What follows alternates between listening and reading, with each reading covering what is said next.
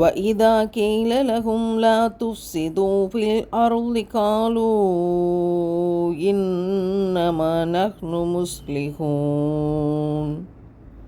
பூமியில் நீங்கள் குழப்பம் விளைவிக்காதீர்கள் என்று அவர்களிடம் சொல்லப்பட்டால், சீர்திருத்தவாதிகளே நாங்கள் என்று அவர்கள் கூறுகிறார்கள்.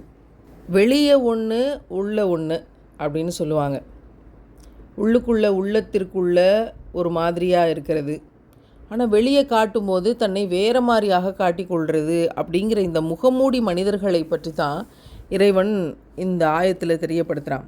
அவங்க என்ன செய்வாங்க அப்படின்னா, பூமியில் நீங்கள் குழப்பம் விளைவிக்கிறீங்க, இப்படி செய்யாதீங்க, யாருமே நிம்மதியாக வாழ முடியாது அப்படின்னு போய் அவங்கள்ட்ட எடுத்து சொன்னால் அவங்க சொல்லுவாங்க, இல்லையே நாங்கள் இந்த பூமியில் சீர்திருத்தம் தான் பண்ணிக்கிட்டு இருக்கோம், நல்லது தான் செஞ்சுக்கிட்டு இருக்கோம், சிறப்பானவற்றை மட்டும்தான் நாங்கள் எடுத்து சொல்கிறோம் அப்படின்னு குழப்பம் விளைவிக்கக்கூடிய இவர்கள் வெளியில் நல்லவர்கள் போல தங்களை காட்டிக்கொண்டு அதை சொல்வார்கள். அவங்க வேறு என்ன செய்வாங்க?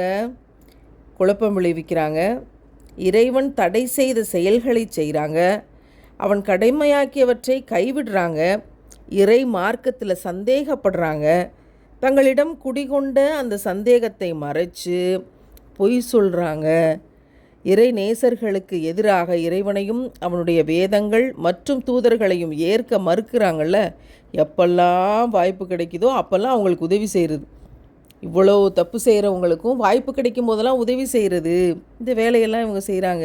வெளியில் இறை நம்பிக்கையாளர்களைப் போல் நடித்து கொண்டு உள்ளுக்குள்ளே இருந்து எவ்வளவு மோசமான வேலைகளை செய்கிறாங்க அப்படிங்கிறத யோசித்து பார்க்கும்போது, இப்படிப்பட்ட மனிதர்களை நம்முடைய அன்றாட வாழ்க்கையில் நிறைய பார்க்குறோம்.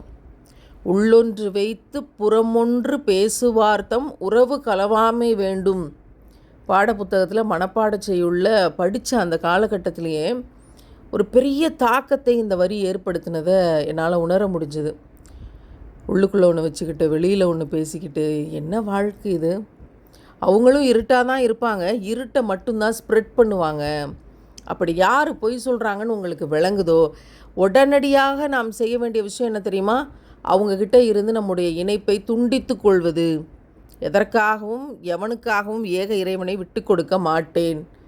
அப்படியே நம்ம சமாதானமாகி வேறு வழி இல்லை, இந்த குழப்பவாதிகளோடு நம்ம சேர்ந்து தான் இருந்தாகணும்னு முடிவெடுத்தால் அந்த இடத்துல படைத்த இறைவனை விட்டு கொடுத்து விட்டீர்கள்னு அர்த்தம். யாருக்கு நஷ்டம்?